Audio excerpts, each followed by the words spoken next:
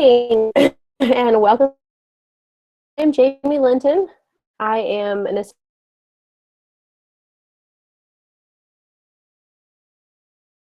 just watched Lisa Hervey's awesome Google Hangout. I hope some of you were able to watch live. If not, definitely take these live sessions and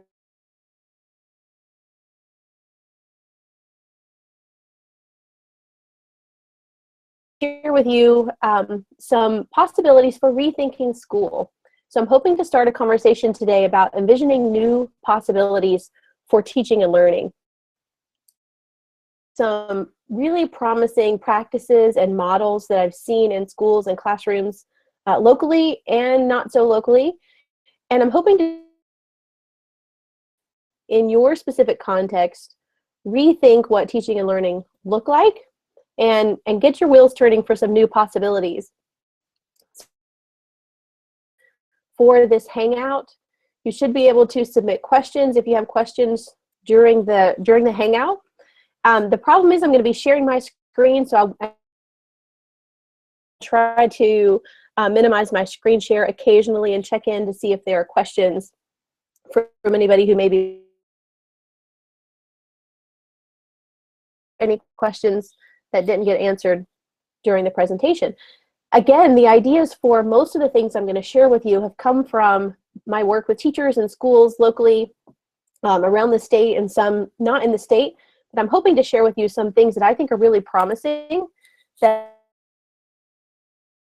we think about teaching and learning across the state. So think about how these ideas might work for you in your specific context. I'm really excited to have the chance to share some of these ideas with you today. So let's think about rethinking school for a bit. I want to, so you don't have to tell me, but I want you to think for just a moment, what might that thing be? If there's one thing that you really just want to change about how we do school, what is that thing?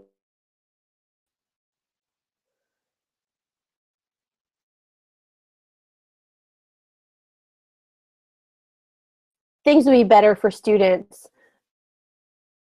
of things you'd like to change, but I think we are.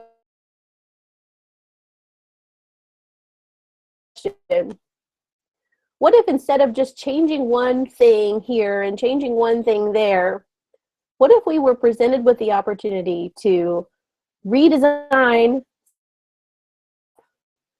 Someone came to you today and said, I want you to build a new school. I want you to rebuild the education system, throw everything out the window that you know, and start from scratch. I wonder how many of the existing practices we have in our schools we would keep, we would do completely differently. What if we had the freedom and the flexibility to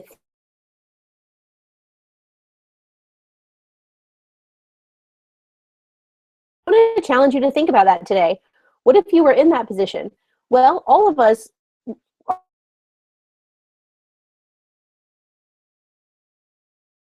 support role, you have an opportunity to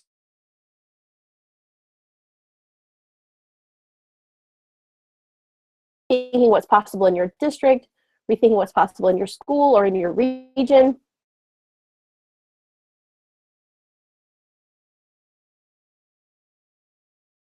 Is with you today. So when I asked you a moment ago to think about how you might redesign education, if we could design it from the ground up, how many of you in your redesign, if you're designing education from the ground up, do your classrooms look like this? I wonder. What about this? Is this what you picture? Front of the room, teacher has all the technology at the front, kids are sitting in desks, focus is on the teacher. When you're rethinking school, are you picturing classrooms like this? You have an expert at the front of the room, you have an audience who's listening with their minds just waiting to be filled. My guess is that none of you pictured that when I asked you to think about how we might redesign education from the ground up. How many of you thought about something like this? I wonder if you're thinking about tapping into some existing technologies for live streaming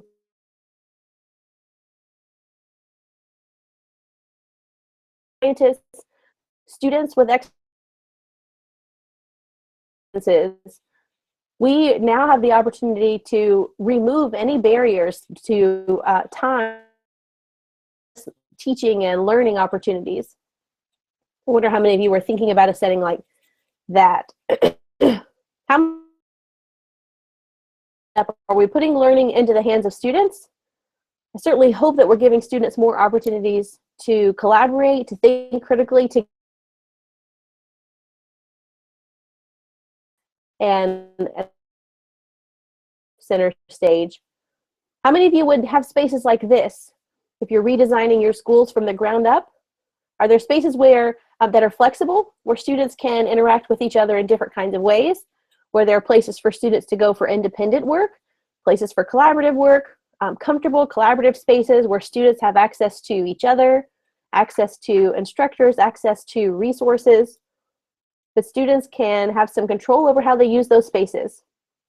I've seen a lot of schools in the area that are creating and redesigning spaces to give students more flexibility and more control over how they use their space and how they use their time and how they use their resources. Learning space can be a huge catalyst in reinforce.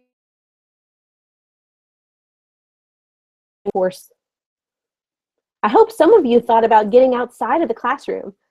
In our redesigned school, I would certainly have more opportunities for students to get out into the field, to get beyond the four walls of the classroom and take their learning somewhere else. There's so much we have to learn outside the walls of the school, and I don't think we do nearly enough to give students those types of experiences.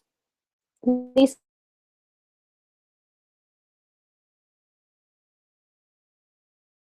field trips and available for schools. You can literally take your students to the classroom, but do take them out. Do take them out of the classroom. Get them out. So much that students can learn through gardening. I hope that in your read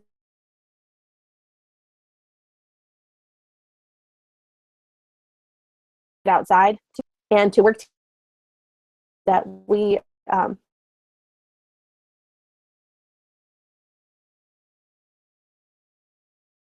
so how schools are rethinking teaching and learning that I've seen, I've worked with, and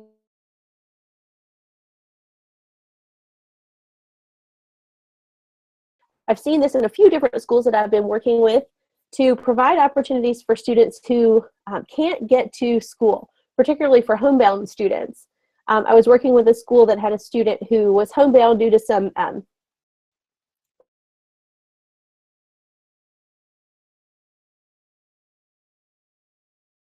got a grant to fund this equipment. So the student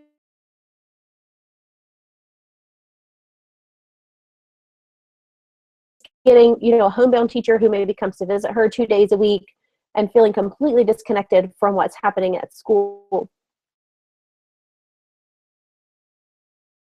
The opportunity to be in school even when they can't be. One of the mobile devices, weapons of mass instruction in the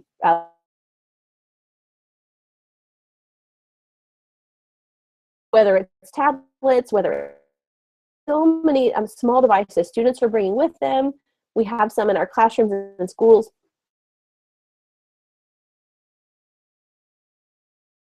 Make their thinking visible. Educators, it's been hard to get inside the minds of students, and we had to be really careful about the kinds of questions we asked, and it could be really time consuming to get to understand the thinking that's happening, to make student thinking visible. But with technology, particularly quick and easy now to make student thinking visible. So there are a lot of free, interactive whiteboard apps that can turn a mobile device into a whiteboard where students can create a screencast and truly make their thinking visible. It takes very little time and very little skill to do something like this, but instantly every student in the classroom and actually hear the thinking that's happening.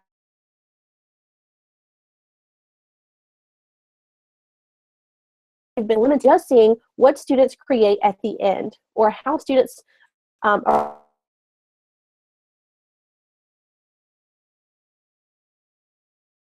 different pieces of information, where they might have stumbled along the way in the process. These types of tools are so simple and free, and we could be doing a better job of taking advantage of these to truly make student thinking visible, to have students explain their thinking, to talk us through what they're doing. And on the flip side of it, using these kinds of tools for instruction for students. Teachers can make most of that modeling that teachers do happens in the whole class setting. So the teacher's at the front of the room, the teacher's modeling. For example, elementary teachers do a lot of modeling of effective read alouds, what it looks like to read fluently, what are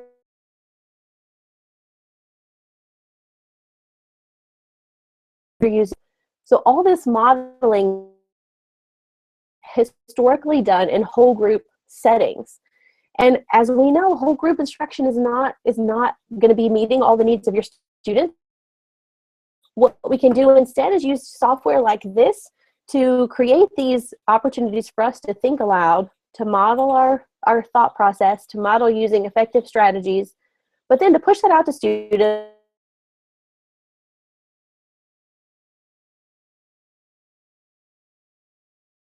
I'm not going to times before it finally clicks, and that's okay.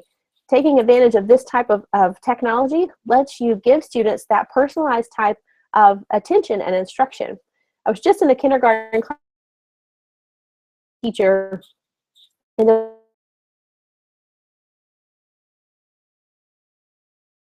the student a screencast from a whiteboard program like this on the iPads. The teacher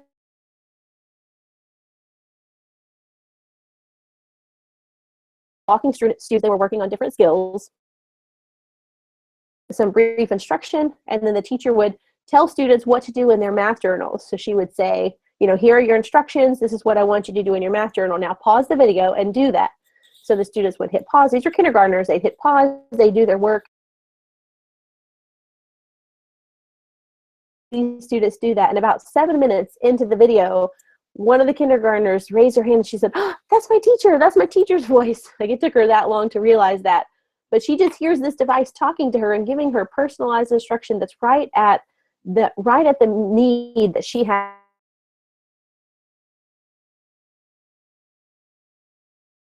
Making visible that wasn't possible for us before. One of my favorite tools as of late is Khan Academy. So there's been a lot of controversy around Khan Academy in the last few years. If you haven't checked out Khan Academy in a while, I encourage you to go there and just spend some time exploring. It's such a powerful tool. Schools are spending so much money on programs, software programs that can give us the opportunity to learning, to assess learning. Khan Academy is completely free. I've been using it with my own daughter. I have a third grader. Math curriculum on Khan. She's able to move at her own pace. When she struggles with a concept, she gets intervention. She gets additional resources. It's tailored to her.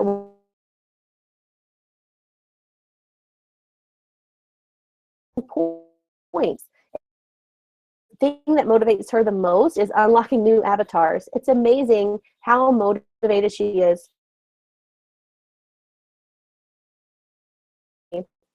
It's such a powerful tool that I think we're underutilizing.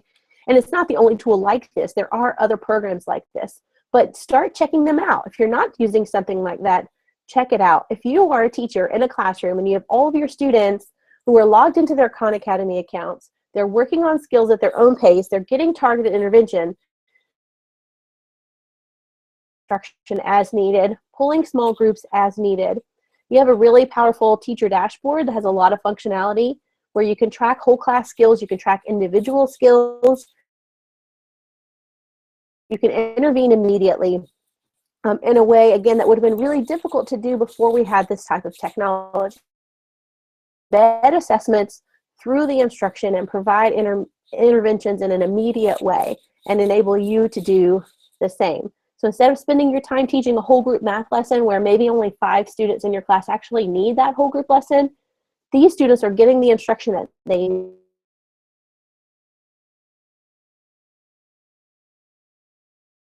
No longer wasting our time as teachers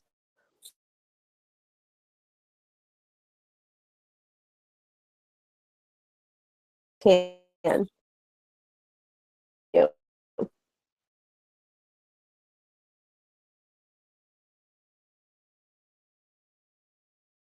With the hour of code to get more computer skills,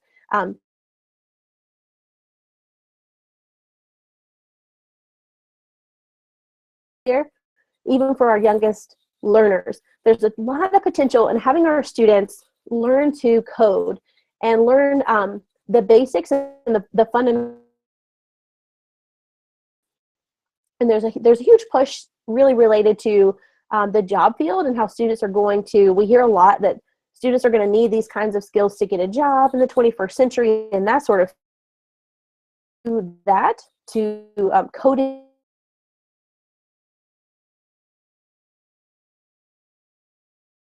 skills that can be learned through learning to code. And I think one of the most important things that our students can learn through coding is that they learn to learn through failure. The process, it not only is failure okay, it's expected and it's really necessary. Like scratch there to do some action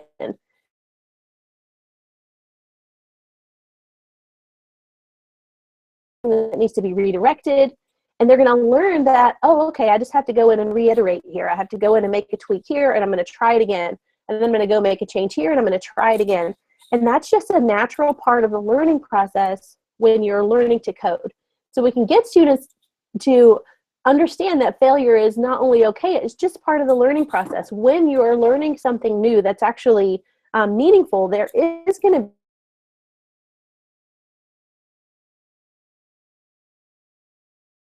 reiterate and you try it again. You change something about your design and you test it out.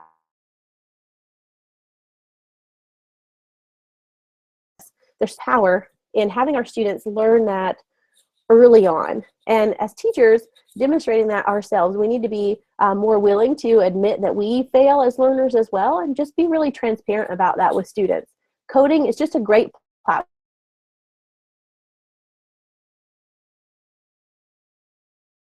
My daughter, she's using a Makey at home, really cheap and expensive piece of equipment.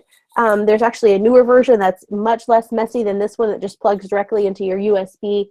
Makey have a lot of potential, and there are new programs coming out that you can use Makey with. As here at Lenoir-Rhyne, we have a summer STEM camp. We bring elementary and middle school students to campus for a week to do to learn about STEM. They actually go through the engineering design process. Just last summer, our students were designing their own video games and using Makeys to play those games. It's really cool. Can take any device, any object that is a conductor of electricity, anything that conducts energy. They can design their own game. Then they can actually play that game with snap peas or oranges or bananas or Play-Doh, or whole that lets through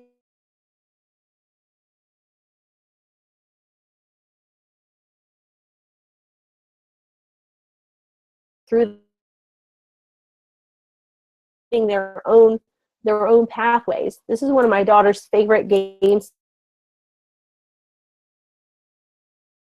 It's a super simple game, but she gets hooked on it. And she especially loves doing it with the Makey. I love to walk into classrooms and see students having fun with Makey and thinking, just setting out some Play-Doh and some Makeys and some alligator clips, students are going to start thinking in a way that they wouldn't before when they just had out their notebooks and pencils. It's really, really inexpensive, again, and a fun way to get students thinking in a different kind of way in the classroom. Actually, I have a video of her here playing Flabby Physics, and I wish you could hear her excitement. She loves this game. Another one of my favorite inexpensive gadgets is the Google Cardboard. Google Cardboard is this just really small piece of cardboard. It comes in a flat piece of cardboard, and it has instructions for how to fold it up. It's about $12 to get it through Amazon, maybe even cheaper now. And you fold it up. It turns your phone into or your mobile device into a virtual reality viewer. Coaster right now, and talking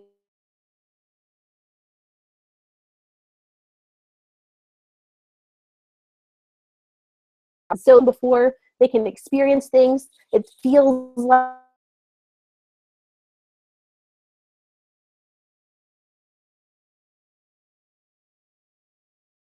but again, I saw a wonderful story not long ago about how powerful things like the Google Cardboard can be. I'll give it to you. Who was born with she was missing a lung, and she was missing half of her heart, and the doctors basically said to the parents, you know, we're going to send you home with a home health aide. She's not going to make it. We're going to give her some pain meds.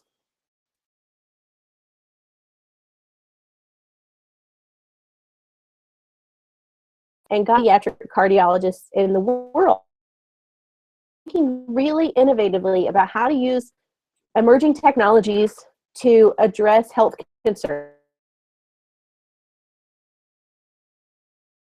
3D print models from X-rays.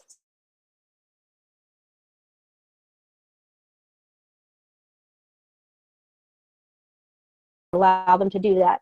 But they had some broken part, something was wrong with the 3D printer. I can't remember the details. Had been experimenting with some software that allowed them to turn X-rays into virtual reality experiences using for the Google Cardboard.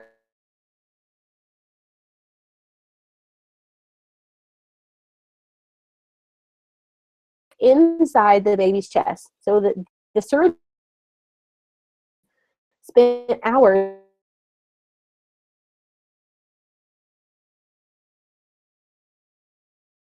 and the surgeon said that was the most important thing, was that there were no surprises. He knew exactly what to expect when he got there. He knew exactly what it was going to look like. Everything was the way it was in the Google. That really inexpensive piece of that really inexpensive gadget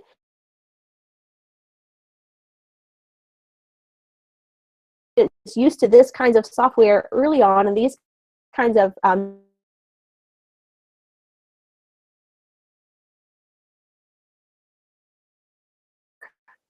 it's just second nature to them to think of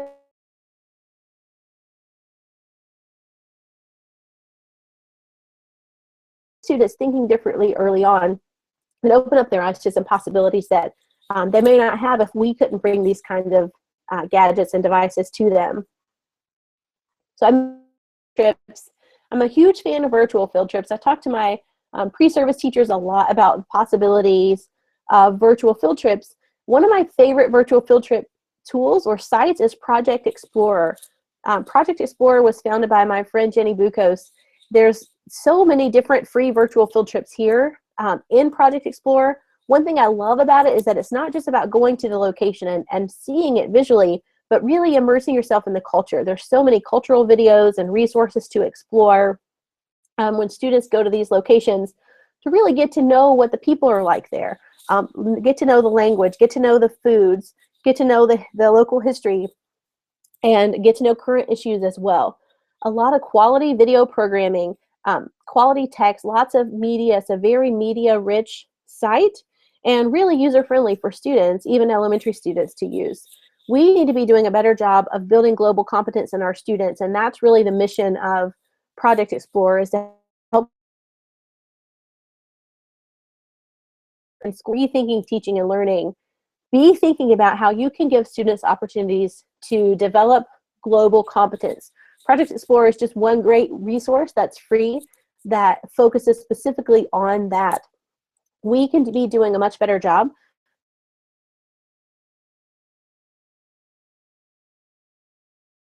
of this mission. I'm fully behind it, and I encourage you to spend some time checking out Project Explorer.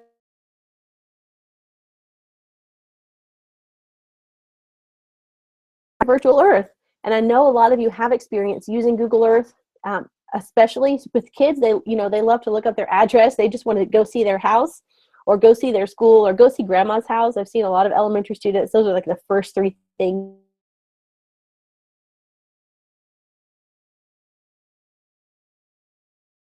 One are in the world. There are a lot of students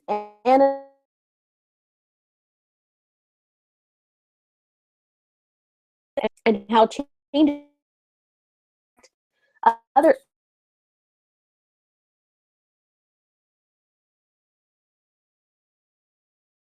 are in the service teachers, regardless of their grade level, and we could all be spending 5 to 10 minutes,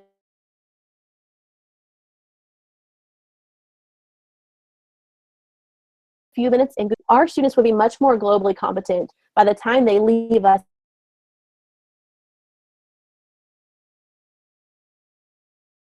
Like that, to get students to just understand where they are, understand the cultures and the locations of other is in that. Google Earth is a powerful tool for that.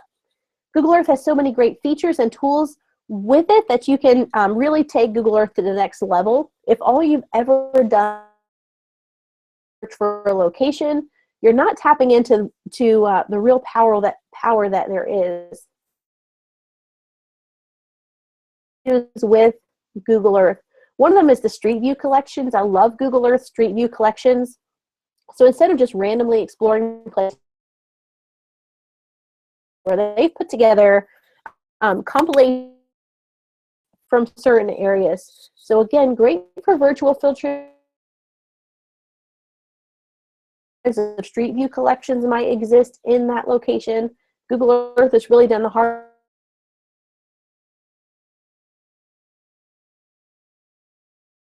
You should check out the Google Earth Sightseer newsletter.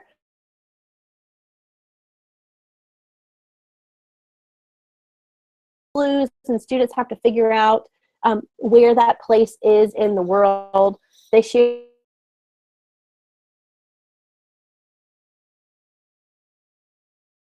letter to stay up to date with what's happening with Google Earth. That's the Google Earth site.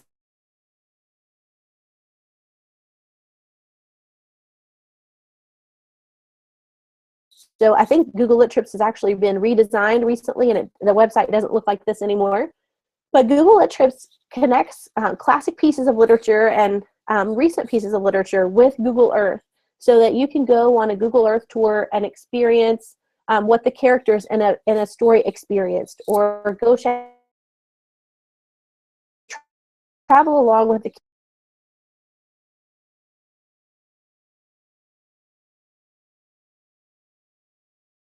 reading the book.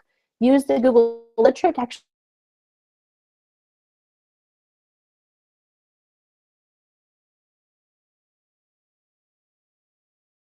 Google Earth with literature in your classroom.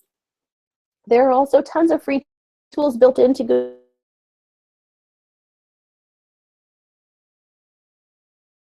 You can use Google Earth to measure distances between locations. You can look at that in different types of units.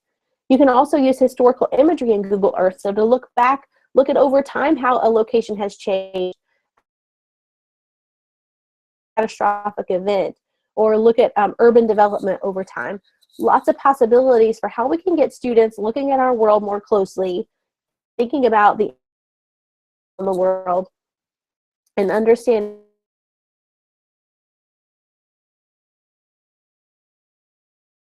any kind of device that we're using, that we can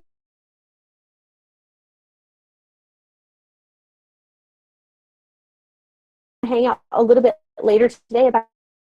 So I'll keep this short, but Mystery Skype is a powerful opportunity for students to connect with students from other parts of the world. another group of students from somewhere, they don't know where.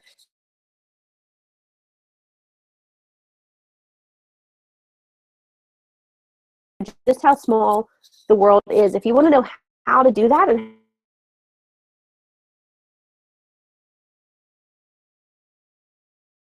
I think it's after lunch sometime. Classroom.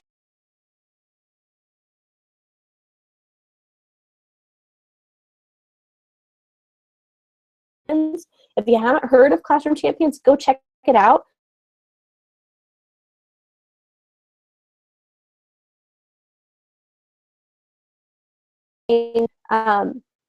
Learning character traits, learning what it takes to work together, to communicate, to be responsible, to really excel in something. And they focus on those sorts of soft skills and give students role models and an opportunity to actually interact in real time with these folks throughout the year. It's a really cool athlete mentoring program that connects with students in our schools. If I were redesigning my school from the ground up, I would certainly be on the lookout for opportunities like this to get my students connected with people that I want them to aspire to be, people who can share life lessons with our students. I love this Global Read Aloud. So some of you may be familiar with Global Read Aloud. Global Read Aloud was a project started by Pernille Ripp a few years ago, and it's really grown. I don't know the recent stats on how many classes and how many schools are connected with Global Read Aloud, but it's an annual thing, and students read a common book, and there are a lot of opportunities online for students and teachers to collaborate around the book. So another cool way to build global competence through literature by connecting students with other students around the world and giving them opportunities to reflect and get to know each other all around a common text. So those were really ideas on focusing on building global competence, building some of the soft skills that we know our learners are going to need. And I want to shift a little bit to thinking about how we prepare our students by giving them real-world learning opportunities. I'm going to peek out of the screen share for just a moment to see if there are any questions, because I just realized I haven't done that yet. So I'm going to see if there are any questions. So it looks like some audio has been going in and out. I hope that that's not been a problem for a lot of folks. Not sure that I can do anything about that.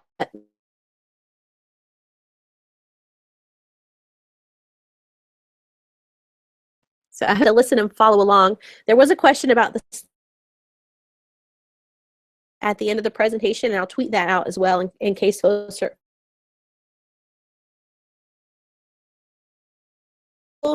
Schools are giving students opportunities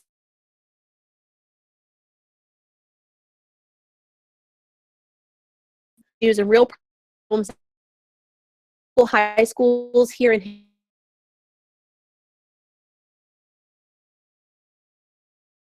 are actually doing some work in the field that they want to go into at the high school level. This graphic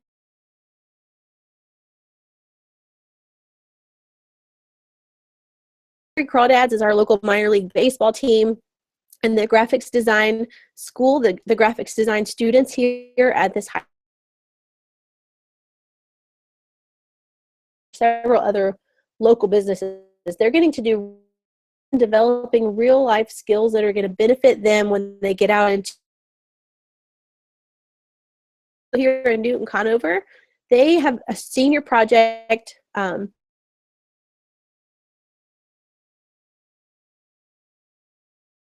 actually do something that of significance. And a few years ago, one of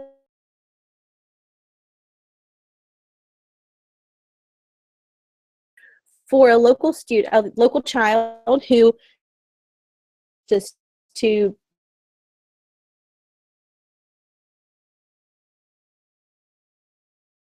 and again, what a powerful opportunity to give students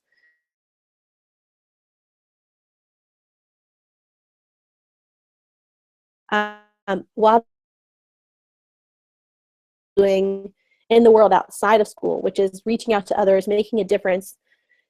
Another program that's doing this, that's letting students tap into their early on and prepare them for real world work is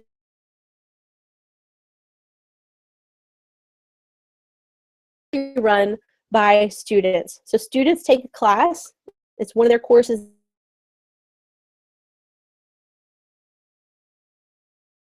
desk for teachers and students.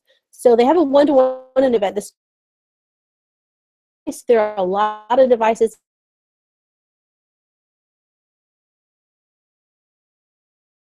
technical folks, they tapped into the power of our students. There's so much we can be learning from our students, and they really handed this over to students and gave them an opportunity. Students write blog posts, they create tutorial videos, and really powerful resumes, and meaningful real life skills that they're going to be able to use for a long time. Familiar with Google Science Fair? Again,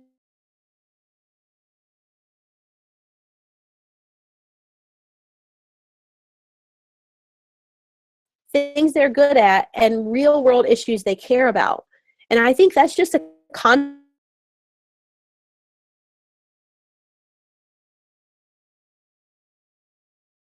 good at, and use those to try to make a difference in some.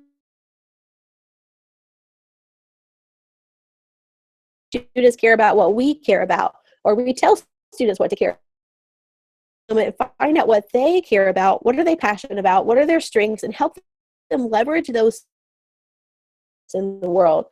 And this is really what we want students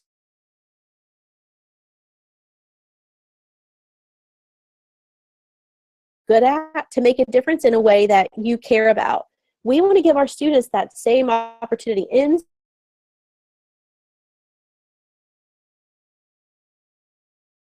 these things can intersect the issues they care about, the things they love, and the things they're really good at. This is where we really want to live in their lives. And let's let them start doing that early on in school. One way to help students get connected with people in the real world to do this kind of real world work is to let them use the power of social media to do that. There are some great opportunities for students to connect with researchers, to connect with scientists, to connect with experts in the field through social media, and connect with folks who they may not have been able to connect with earlier, either because of funding or because of distance, or it can be really difficult to reach some of those people in person. But through social media, some of these people are just a tweet away. There's a great chat, a Twitter chat that happens at SciStu Chat. The goal of this chat is to connect students and scientists for an hour through this Twitter chat. So students are able to ask questions and hear from scientists in the fields that they're interested in, and have an actual conversation with these people that they probably will never meet in their lives and may not have an opportunity to interact with any other time outside of this 1 hour Twitter chat. But what a cool way to show students how approachable, how easy it is to actually reach and interact with these types of people in a way that we couldn't have done before. If you haven't checked out SciStu Chat, just do a quick Twitter search for that hashtag SciStu Chat, and you can see what's happening there. A really cool way to give our students opportunities to connect with folks in the field that they're interested in. This could be, something as simple as this hour could be something that sets a student on a trajectory for their life that wasn't possible to them even an hour before. And a lot of these opportunities are ways we can do that, help students see new possibilities for their life, and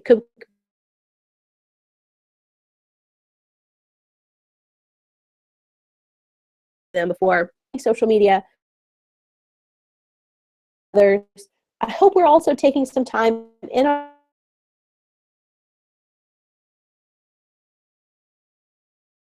time specifically for schools. Spend some time checking some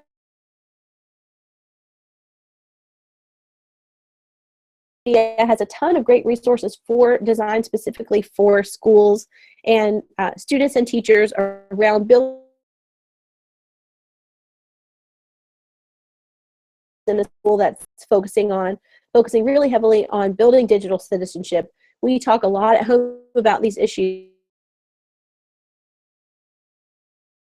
I sent out an ugly email to all of his classmates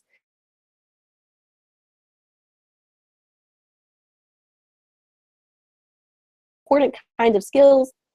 She fusses at me all the time when my inbox gets too full.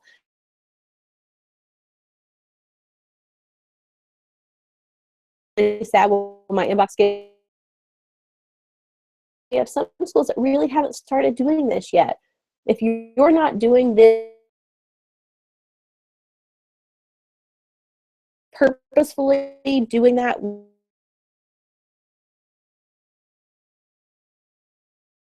from you. Common Sense Media, again, has Digital Bites, which is a great curriculum for students, helps them explore real to build their digital citizenship skills. Students have to actually explore cases, they collaborate at some point. So it's really real life, relevant, and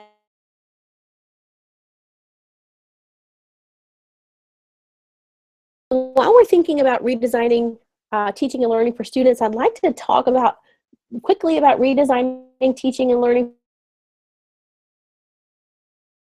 Doing an amazing job of rethinking what professional learning looks like. And one of those I want to spotlight is Surrey County Schools, where Lucas Gillespie, I can't even think of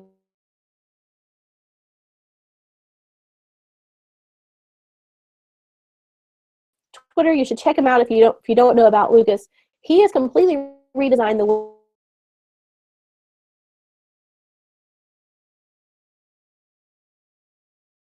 unified professional learning opportunity where teachers are completing quests,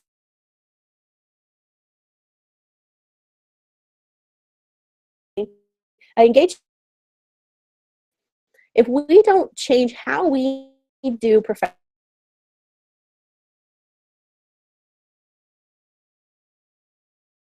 if we can first give teachers different and new and innovative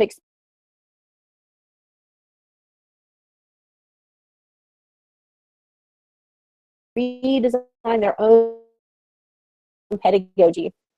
A lot of teachers need to first experience this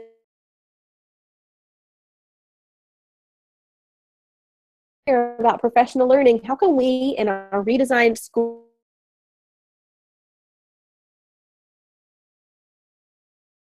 great job last night leading the NC Ed chat that was all about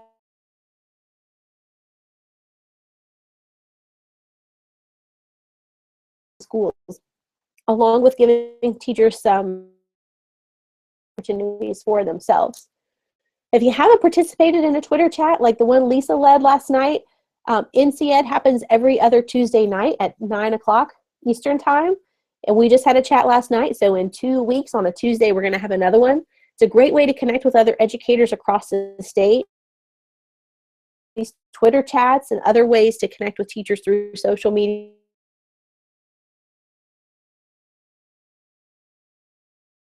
Needed help with an issue I was dealing with my students. I really was limited to just sort of walking down the hall and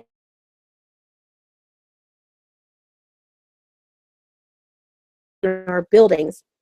My network of educators I'm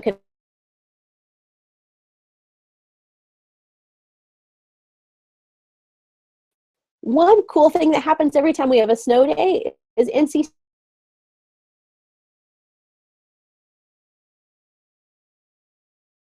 State. Somebody takes an we have teachers across this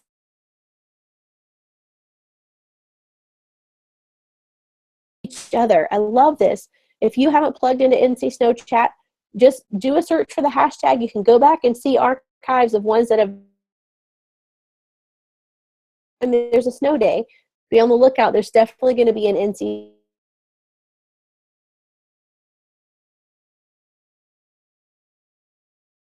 professional learning, and we can do a better job of creating processes for that to happen, and to get teachers thinking differently about how to personalize their own learning. Another really powerful tool outside of Twitter for professional learning for teachers is Voxer. Voxer is a free app. It's an app and a website that you can use to connect with others don't like calling people, but I like getting Vox messages. So you can leave text messages, you can send use it asynchronously, you can share images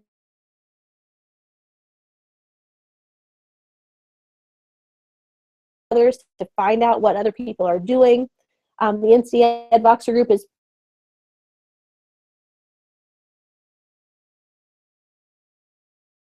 of us know on Twitter. We can get you added to the group. Another way that teachers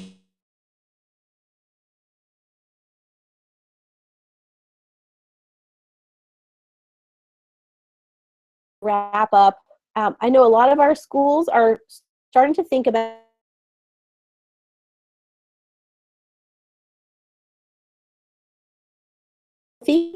all the skills that it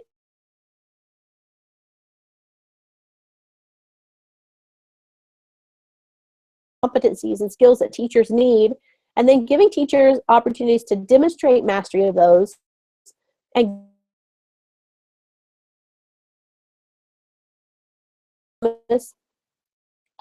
that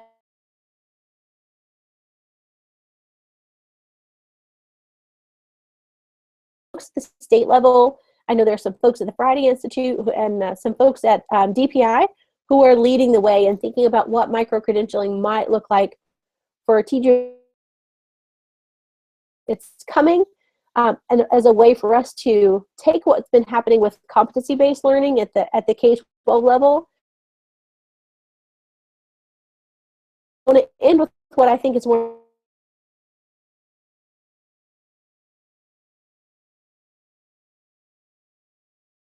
So there are a lot of schools that are trying this. Project Lift is one specific example of a program that's doing this in several different schools, where they're tapping into the expertise of teachers and allowing teachers to stay connected to students into leadership roles simultaneously. And they're called hybrid roles. These hybrid roles, I think, have the potential to really transform how we do school. If I'm redesigning a school, designing one from the ground up, I'm filling it with these types of people who are serving in hybrid roles. We got to find a way to keep our most talented teachers close to students and stop losing them to administrative roles. If we give them opportunities to lead but still stay connected to students, I think we have a lot of potential to transform what's possible. So my call to action to you is this: to think about things differently. I just want you to stop before you do something, before you make a move as a teacher, before you respond to students, before you do your lesson planning, and maybe rethink what you're doing. If you could redesign school, would you make that same choice, or would you do something differently? So here's a way you can get in touch with me if you want to get more information or you just want to get connected. And I'm going to share the link to these slides. Make sure to share them with Donna so she can send it out, and I'll tweet it out as well. Thanks so much for watching. I hope you have a great rest of your day with Digital Learning Day.